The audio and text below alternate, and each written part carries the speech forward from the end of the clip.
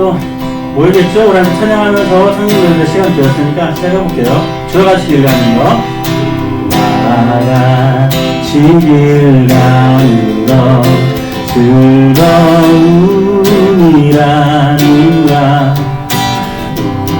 우리 주님 걸어가신 발자취를 밟겠네. 한 걸음 한 걸음 주 예수와 함께 날마다 날마다 우리 걸어가리. 어린아이 같으리 미련하고 약하나 내 손에 이끌려 생명길로 가겠네.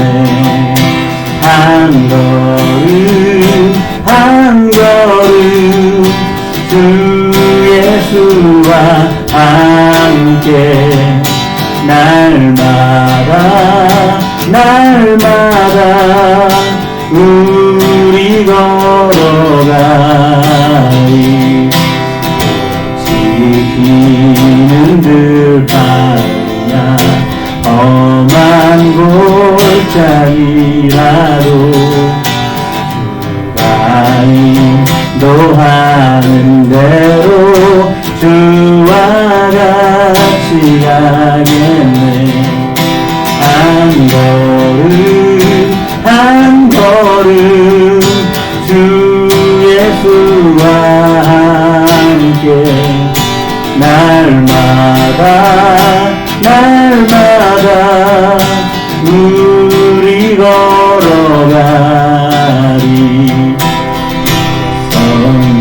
선지자의 목같이 우리를 천국에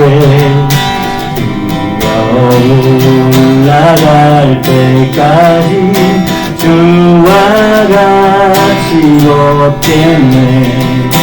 한 걸음 한 걸음 주 예수와 함께 날마다 날마다 우리 걸어가. 한 번 더 한 걸음 한 걸음 한 걸음 한 걸음 주 예수와 함께 날마다 날마다 우리 걸어가리. 성령여 내 영혼을 충만케 하소서. 내 속에 강물이 넘쳐나게. 성령이여 내 영혼을 충만케 하소서. 내 속에 강물이 넘쳐나게. 오 성령 하나님 날 다시 새롭게 하소서. 채우소서 채우소서. 내 영혼이 세상 유혹 알기고 다시 주를 닮아가도록 채우소서 채우소서. 내 영혼이 세상 유혹 다 이기고 오직 주만 나타내도록. 다시 한번 성령이 되어 오늘 성령이여 내 영혼을 충만케 하소서. 내 속에 강물이 넘쳐나게 성령이여 내 영혼을 성령이여 내 영혼을 충만케 하소서 내 속에 강물이 넘쳐나게 오 성령 하나님 나 다시 새롭게 하소서 채우소서 채우소서 내 영혼이 세상 유혹 다 이기고 다시 주를 닮아가도록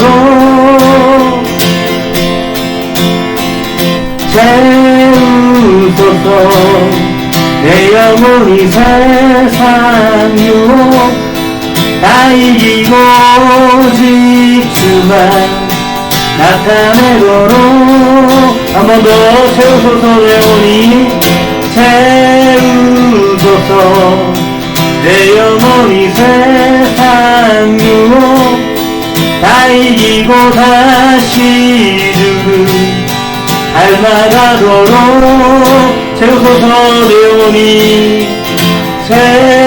채우소서 내 영혼이 세상 유혹 다 이기고 오직 주만 나타내도록 아멘. 우리 이 시간에 예배를 위해서 권우수 형제 나오셔서 기도해 주시겠습니다.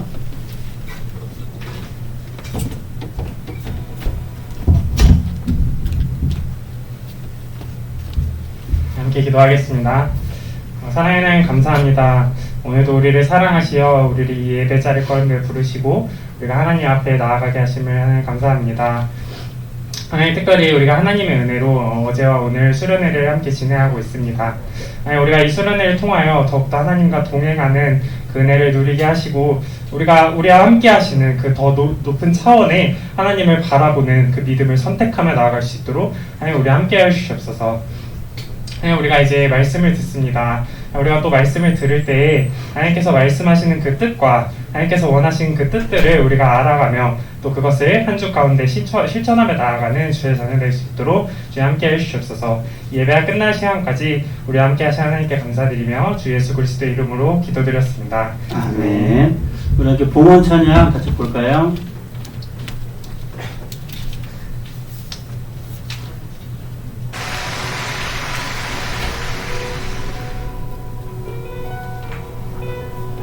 좀 더 키워줄래요? Only imagine what it will be like when I walk by your side. I can only imagine what my eyes will see when it fades. It's before me. I can only imagine. Hey, yeah.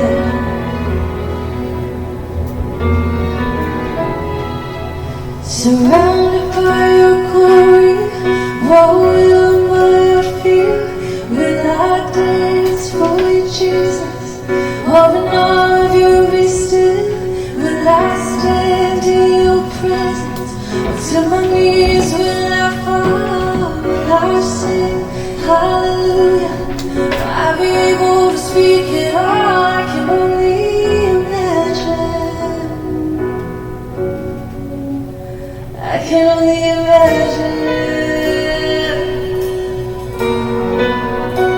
I can only imagine when that day comes, when I find myself sitting in the sun. I can only imagine when all I will do is forever worship you. I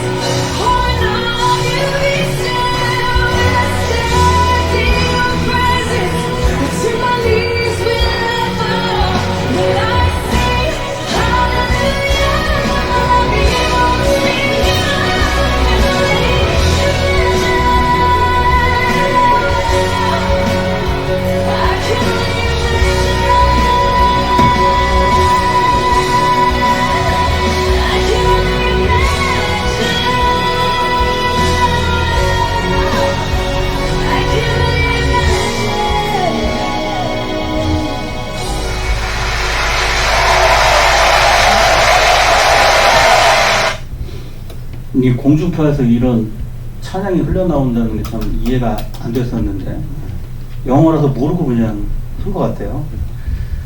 이 찬양의 가사를 잘 들어보면은 우리가 그 하나님께서 나와 함께 하심을 우리가 상상하면서 그렇게 살아가려고 하는 그 갈망이 이제 느껴져요. 우리도 우리 눈에 보이지 않지만 하나님께서 지금 나와 함께 하시고 함께 하시는 하나님과 함께 더불어 내가 어떻게 이 삶을 더 살아갈까, 그런 상상으로 우리가 좀 더 나아갔으면 좋겠습니다. 우리 함께 나눌 말씀 한 절 말씀을 볼 텐데 창세기 6장 8절 말씀 한 절이에요. 같이 한번 읽어볼까요? 시작. 그러나 노아는 여호와께 은혜를 입었더라. 아멘. 제가 어제 여름 예배를 하면서는 에녹에 대해서 한번 이야기를 했었어요. 하나님과 동행한 사람이었다, 에녹은. 오늘은 노아를 이야기를 해보려고 합니다. 창세기 6장부터는 우리가 그 노아의 방주라고 굉장히 잘 알려진 대홍수 사건, 그것이 이제 쭉 설명이 되어 있어요. 하나님께서 인간을 이렇게 창조하시고 바라셨던 하나님과 인간 사이에 그 관계가 있었는데 아담이 그 관계를 깨트리고부터 점점 이렇게 깨어져 가던 이 관계는 갈수록 돌이킬 수 없을 정도로 이렇게 진행이 되어져 버립니다. 그렇게 하나님과 사람 사이의 관계가 깨어져 버린 그 상태, 그거를 우리가 읽은 창세기 6장 중에서 2절은 뭐라고 이야기하는지 한번 볼까요? 있나요? 8절. 2절은 없고 2절은 제가 읽어볼게요. 하나님과 그 사람 사이의 관계가 깨어져 버린 그 상태를 창세기 6장 2절은 이렇게 설명을 해요. 잘 들어보세요. 하나님의 아들들이 사람의 딸들의 아름다움을 보고 자기들이 좋아하는 모든 여자를 아내로, 8절 왔었구나. 모든 여자를 아내로 삼는지라. 이게 하나님과 사람 사이의 관계가 깨져버린 상태를 표현하고 있는 성경이에요. 그러니까 하나님의 아들들과 사람의 딸들이 각각 누구를 말하느냐, 이걸 설명하면 너무 모호해지니까 그렇게 깊이 들어가지 말고 이것을 의미적으로 한번 이해를 해보면 돼요. 하나님의 아들들이라고 하는 것은 당연히 하나님과 깊은 관계를 맺으며 살아가야 하는 사람들을 그렇게 하나님의 아들들이라고 설명을 하는 거고, 사람의 딸들이라고 하는 것은 당연히 그 반대되는 개념으로 우리는 이해를 하시면 돼요. 하나님의 아들들과 사람의 딸들, 이거를 각각 반대되는 개념으로 이해를 하면 됩니다. 하나님의 아들들은 하나님과의 관계 속에서 만족과 기쁨을 계속 그렇게 누리며 살면 좋았을 텐데, 사람의 딸들의 아름다움이 눈에 들어오기 시작하는 거예요. 그리고는 하나님과의 관계에서 얻는 만족과 기쁨이 아니라 그 아름다움을 통해서, 사람의 딸들의 그 아름다움을 통해서 더 큰 기쁨을 내가 얻을 수 있을 것이라고 생각을 하게 되죠. 그리고 그 눈에 아름다워 보이던 것들을 아내로 삼습니다. 그러니까 가장 친밀한 것으로 내 안에 받아들인다는 거예요. 하나님과의 관계보다 더 만족스러울 것 같은, 나에게 더 기쁨을 줄 것 같은 그런 것들이 눈에 들어왔다. 그리고 그것을 마치 아내 삼듯이 나의 가장 친밀한 것으로 받아들였다. 이거는 여기서 처음 나온 이야기가 아니에요. 창세기를 시작하면서 가장 먼저 설명되었던 에덴 동산에도 똑같은 내용이 나오죠. 하나님보다 나에게 더 만족을 줄 것 같은 것이 눈에 들어왔던 그 이야기, 거기에서의 아담과 하와의 이야기를 통해서 우리는 알 수 있어요. 아담과 하와가 그 선악과를 딱 보았을 때 이런 감정이 느껴졌던 거예요. 하나님과의 관계 안에서 누리게 될 만족과 기쁨보다 저 선악과를 내가 먹었을 때 그때 내게 생길 그 만족과 기쁨이 더 클 거다, 더 아름다워 보였던 것이죠. 먹지 말라고 했던 그 하나님의 말씀을 어길 만큼, 그 말씀이 더 이상 나에게 중요하지 않다고 느껴질 만큼 선악과가 나에게 하나님보다도 더 큰 만족을 줄 것이다, 이렇게 생각이 들었던 거예요. 사람의 아름다움을 보고 아내로 삼아서 가장 친밀한 관계를 맺듯이 아담과 하와도 그 선악과를 보고 그렇게 합니다. 에덴 동산에서부터 시작된 그 모습이 더 발전이 되어가요. 악이 더 악해져가는 그런 시간을 계속 흐르게 되는데, 그 노아 때까지 그게 온 거예요. 하나님과의 관계 안에서 벗어나서 다른 것에 마음을 다 쏟으며 살아가는 사람들이 대부분인 그 시대, 그 시대를 육신의 시대라고 할 수 있습니다. 3절 한번 읽어볼까요? 3절? 그거 있죠? 같이 읽어볼게요. 시작. 여호와께서 이르시되 나의 영이 영원히 사람과 함께하지 아니하리니 이는 그들이 육신이 됨이라. 원래 뭐였는지 아세요? 육신 말고 아는 사람. 창세기에서 사람을 가르쳐서 표현한 것이 두 가지가 있어요. 하나는 우리가 방금 읽은 부분에서 나오는 육신이라는 것이고요. 또 다른 하나가 있어요. 생명이란 생명. 하나님께서 사람을 창조하실 때 흙으로 사람을 지으시고 나서 그 코에 생기를 불어 넣어 주시니 생명이 되었다 이렇게 말을 하죠. 생명이라는 것은 영어로 표현하면 living soul이에요. living soul. 단순한 그냥 몸뚱아리가 아니라 그 영혼까지를 표현하면서 하나님이 그 영혼을 불어넣어 주셨다는 하나님과 사람과의 그 특별한 관계를 담아서 사람을 생명이다 이렇게 설명을 했어요. 그러면 육신은 거기에 반대되는 개념인 거죠. 그냥 인간을 물질적으로 표현한 거예요. 그러니까 짐승의 그 몸뚱어리, 사람의 몸뚱어리, 그 고깃덩어리 이런 거밖에 안 되는 거예요. 짐승의 몸이나 다르지 않는 그냥 물질의 상태를 표현할 때 육신이라고 말을 합니다. 하나님의 형상을 따라서 지음받은 사람이 생령으로 창조가 되었으나 하나님과의 관계보다 더 좋아 보이는 것들을 따라가고 살아가다 보니까 더 이상 그 관계를 돌이킬 수 없는 데까지 이르게 되었고 마침내 생령이 아닌 육신, 그러니까 다른 짐승들과 사람 사이에 다를 바가 없는 그냥 그 물질의 상태가 되었다는 겁니다. 그 암울한 시대에, 육신의 시대에, 이제 아무런 소망도 없이 보이는 시대에 노아를 소개하고 있어요. 우리가 읽은 8절을 다시 한번 읽어볼까요? 한번 다시 읽어보겠습니다. 시작. 그러나 노아는 여호와께 은혜를 입었더라. 그러니까 이제 아무것도 바뀌지 않을 것 같던 그 육신의 시대에 노아만은 달랐다는 거예요. 7절을 한번 보시면 노아가 어떻게 달랐는지 알 수 있어요. 7절. 그것도 한번 읽어보겠습니다. 시작. 노아는 의인이요 당대의 완전한 자라. 그는 하나님과 동행하였어. 하나님과의 관계보다 더 좋아 보이는 관계들을 찾아서 하나님을 그 마음에 두고 싶지 않아 하던 그 시대에 노아는 그렇게 하지 않고 하나님과 동행했던 사람이라는 거예요. 동행이라는 말은 함께 걷는다는 거죠. 하나님과 동행한다는 말은 하나님이 안내하시는 그 방향대로 내가 같이 걷는다는 것을 말합니다. 하나님 그쪽 말고 이쪽으로 좀 가면 좋겠어요. 이렇게 하나님의 방향을 내가 틀어버리는 게 아니라 하나님이 나에게 보여주시는 방향대로 내가 따라서 함께 걷는 것, 이게 동행이죠. 이런 동행을 하려면 하나님과의 친밀함이 있어야 되겠죠. 친밀하지도 않은데 제시하는 그 방향으로 억지로 걸어간다는 건 동행이 아니고 유괴입니다. 노아는 육신의 시대에 하나님과 동행하던 자, 하나님의 말씀을 따라가 보려고 하고 하나님이 깨닫게 하시는 그 삶의 가치를 내가 조금 붙잡아 보려고 하고 무엇보다 하나님과 친밀하게 살아가려고 했던 사람이 바로 노아였다는 거죠. 그리고 하나님은 그 노아를 통해서 아무 소망도 없어 보이던 육신의 시대에 새로운 시작을 하려고 하십니다. 대홍수 속에서 노아는 하나님께 은혜를 입었다 이렇게 말을 했는데 이 말을 노아는 그 홍수 안에서 살아남았다 이걸로 우리가 짧게 생각하면 안 됩니다. 하나님께서는 노아는 홍수 사건 앞에서 왜 구원하셨는가 이 이유에 대해서 우리가 생각을 해보아야 돼요. 노아가 입은 은혜가 무엇인지 그래야 우리는 알 수 있습니다. 하나님은 노아에게 방주를 지으라 이렇게 명령을 하시죠. 앞으로 대홍수가 일어날 것이니까 그렇게 하라고 말씀을 하셨어요. 그런데 이 말을 듣고 있을 그 노아에게 이게 얼마나 황당하고 바로 그냥 네? 이렇게 대답하기 어려운 일이었을까. 홍수가 일어난다고 하기에는 그게 언제 일어날지 너무 좀 막연해서 별로 그렇게 믿기지가 않았을 거예요.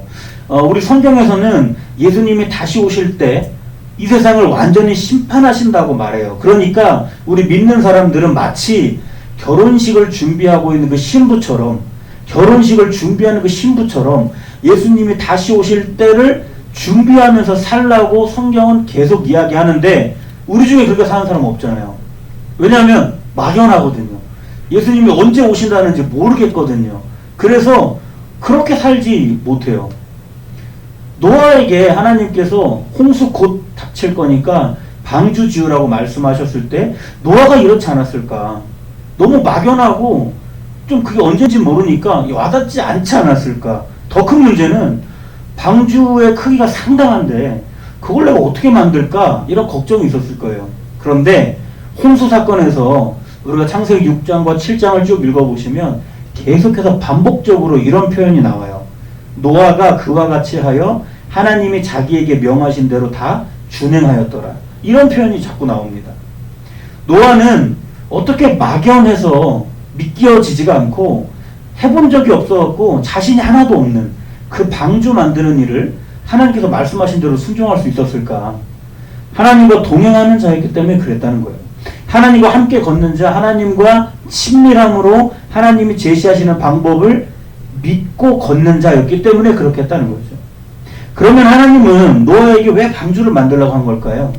홍수로 세상을 심판하실 텐데 너는 그래도 나와 동행하는 자니까 너는 좀 괜찮은 애니까 내가 너는 살려줄게. 이 마음이셨을까요? 그렇지 않습니다.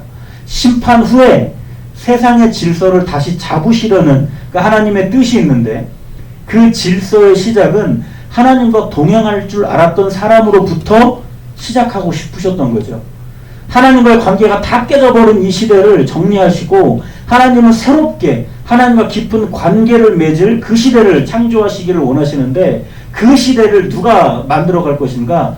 노아와 같이 하나님과 동행하는 자가 그 시대를 만들어 갈 사람이라고 하나님은 판단하신 거죠. 이게 노아가 하나님께 입은 은혜입니다. 단순하게 홍수에서 살아남았다는 거 이게 은혜가 아니라 심판 그 이후에 하나님이 열어가실 새 질서를 만들 자로 택함 받았다는 게 이게 받은 은혜인 거죠. 6장 8절에서 노아를 설명하기에 앞서서 6장 6절에는 네피림이라는 존재가 설명이 돼요. 어떤 존재인지 정확하게 알기는 어렵지만 월등하게 능력이 있는 존재라고 설명이 됩니다. 그리고 큰 용사들이 많았는데 고대의 명성을 날리던 사람이 많았다 이렇게 설명을 합니다. 하나님께서 새로운 질서를 잡으시려면 노아보다는 지금 설명된 사람들이 더 필요해 보이지 않습니까? 월등한 자, 큰 용사인데 명성까지 떨치고 있는 자, 이런 존재들이 새 질서를 만드는데 더 필요해 보입니다. 그런데 하나님이 택하신 자는 노아예요. 월등함과 용사의 명성은 노아에게는 없지만 노아는 하나님과 함께 걸어보려고 좀 애써봤던 자, 하나님과 친밀하게 살아보려고 했던 자였기 때문에 노아를 택하신 거죠. 우리가 살아가는 2022년 그야말로 육신의 시대가 아닌가 생각을 해봅니다. 저마다 자기가 보기에 더 큰 만족과 더 기쁨을 줄 것 같은 것, 그것과 관계를 맺으며 살아가려고 애를 쓰지만 하나님의 관계는 그것에 비해서 제일 나중에 돌려놓는 그 시대가 지금이 아닌가. 하나님의 그 순서를 가장 마지막으로 돌려놓아도 아무도 뭐라고 하지 않는 이 시대. 나 자신도 그게 뭐 하면서 이상하게 느껴지지 않는 시대. 오히려 하나님과의 관계를 가장 우선으로 하려고 하면 참 비현실적이구나. 종교에 깊이 빠졌어. 이렇게 조롱받는 시대. 그 생명의 시대가 아니라 육신의 시대가 바로 지금 우리가 살아가는 세대가 아닌가 생각을 해봅니다. 이 시대에 하나님은 노아와 같이 하나님과 동행하려고 하는 자들을 찾고 있다는 거예요. 내가 가고 싶은 방향으로 하나님을 잡아 끄는 자가 아니라 하나님이 걸으시는 방향에 내 걸음을 좀 맞춰서 걸을 줄 아는 자. 무엇보다 하나님과의 그 친밀함을 귀한 가치로 여기면서 살아가려고 하는 자. 하나님은 그런 자들을 찾고 계시다는 거죠. 육신의 시대에 생명으로 살게 하시기 위한 것이고 그 사람을 통해서 이 시대의 질서가 아니라 하나님 나라의 질서를 지금 이곳에 만들어가기로 원하시는 겁니다. 이게 무슨 은혜냐? 이렇게 생각할 수도 있을 거예요. 우리가 생각하는 은혜라는 것은 병이 막 낫고 안 되던 일이 막 되고 합격하고 취직하고 결혼하고 집 샀는데 산 집이 오르고 이런 게 우리가 생각하는 은혜 아니겠어요? 물론 이런 것들이 우리가 살아가는데 꼭 필요한 것들이지만 은혜라는 것은 조금 더 높은 차원에 있는 겁니다. 육신의 시대에서 구별되어서 생명으로 살아갈 수 있도록 이끄시는 것, 그렇게 택해 주시는 것, 이게 진짜 은혜인 거죠. 하나님과 발 맞추어 걸으려는 우리의 도전, 그리고 무엇보다 하나님과 친밀함을 만들어 가려는 우리의 시도, 이것을 통해서 하나님의 우리에게 부으시는 그 은혜를 깊이 받고 누리며 더 이상 채워지지 않는 그 만족과 보이지 않는 기쁨을 찾는 것이 아니라 은혜 안에서의 만족과 영원한 기쁨을 누리면서 사는 저와 우리가 다 되었으면 좋겠습니다. 제가 잠깐 기도하겠습니다. 아버지 하나님, 하나님께서 우리를 처음 만드셨을 때 우리 코에 생기를 넣어주시며 생령으로 만드셨다 말씀하셨습니다. 생령이라는 것은 그만큼 하나님과의 우리의 그 친밀한 관계를 설명하는 것인데, 노아의 때에 그 시대를 가득 채우고 있던 사람들의 상태는 육신이었다 말을 합니다. 아버지, 지금 우리가 살아가는 지금 시대는 생명의 시대일까요? 육신의 시대일까요? 아버지 하나님, 하나님과 깊은 관계를 맺으려는 것보다 나에게 더 큰 유익을 주는 것에 우리가 더 현혹이 되어 있지 않는가 생각을 해봅니다. 하나님께로부터 지음받은 우리들이 마땅히 맺어야 하는 하나님과의 그 관계가 있음을 우리가 잘 생각할 수 있도록 도와주시고, 이 육신의 시대에 우리를 생명으로 다시 부르시는 그 하나님을 바라보면서 하나님과의 그 깊은 관계를 다시 한번 맺어가 보려는 우리들의 마음들이 일어날 수 있도록 주님 도와주세요. 그렇게 주님과 친밀하게 살아가면서 그 어디에서도 얻을 수 없었던 만족한 마음, 그 어디에서도 느끼지 못했던 감사한 마음, 그 어디에서도 우리에게 주지 못했던 그 평안함, 그것을 우리가 다 받아 누리며 살아갈 수 있도록 주님 인도해 주시기를 원합니다. 이 모든 말씀 예수님의 이름으로 기도드리며, 이제는 우리를 구원하셨고 매일 우리의 삶에서 구원해 나가시는 예수 그리스도의 은혜와 큰 사랑으로 우리를 덮으신 하나님의 사랑하여 주심과 우리와 가장 가까이 계시면서 우리의 지지자 되어주시는 그 성령 하나님의 함께 해주시는 은혜가 이제 우리가 이 육신의 시대에서 생명으로 다시 한번 하나님과 깊은 관계를 맺으며 살아가려고 생각하는 우리 의정부 신촌교회 청년들의 머리 위에 이제부터 영원토록 함께 하시기를 간절히 축원하옵나이다. 아멘. 이렇게 해서 예배는 마치고 그 다음에 오늘 그 순서가 있어요. 우리와 함께 볼링 치러 나가려고 지금 하고 있어요. 그러니까 지금 여기에서 모인 대로 어떻게 나눠야 돼요? 한번 나눠줄래요? 반절씩만? 그리고 나눔을 잠깐만 하고 나가게.